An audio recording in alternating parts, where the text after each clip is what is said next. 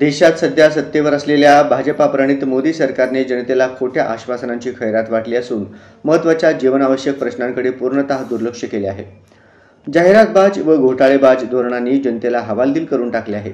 या सरकारला धुळीस मिळवण्यासाठी स्थानिक पातळीवरूनच लढा सुरू करावा लागणार असल्याचा निर्धार महाविकास आघाडीने केला आहे। याच पार्श्वभूमीवर आगामी सोलापूर महानगरपालिका सार्वत्रिक निवडणुकीत महाविकास आघाडीतील सर्व घटक पक्ष एकजुटीने लढण्याचा वज्र निर्धार व्यक्त करण्यात आला।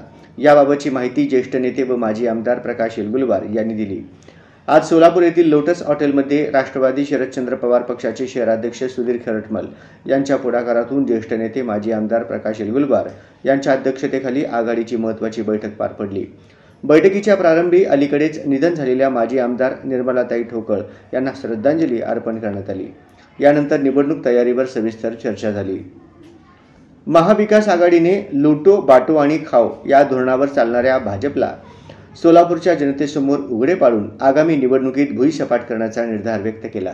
बैठकीस काँग्रेस शहराध्यक्ष चेतन नरोटे, माजी महापौर संजय हेमगड्डी, प्रवक्ते अशोक निंबर्गी, राष्ट्रवादी शरदचंद्र पवार पक्षाचे सुधीर खरटमल, माजी महापौर नलिनीताई चंदेले, माजी अध्यक्ष भारत जाधव, शिवसेना जिल्हा प्रमुख अजय दासरी, जिल्हा उपप्रमुख प्रताप चव्हाण, दत्ता गणेशकर, शहर प्रमुख महेश धाराशिवकर, नाना मोरे, भारताचा कम्युनिस्ट पक्ष मार्क्सवादीचे जिल्हा सचिव युसुफ शेख मेजर, माजी नगरसेविका नसीमा शेख, नलिनीताई कलबुर्गी, ॲडव्होकेट अनिल बासम, साथी दत्ता चव्हाण, तिरुपती परकी पंडला, चंद्रकांत पवार आदी मान्यवर मोठ्या संख्येने उपस्थित होते।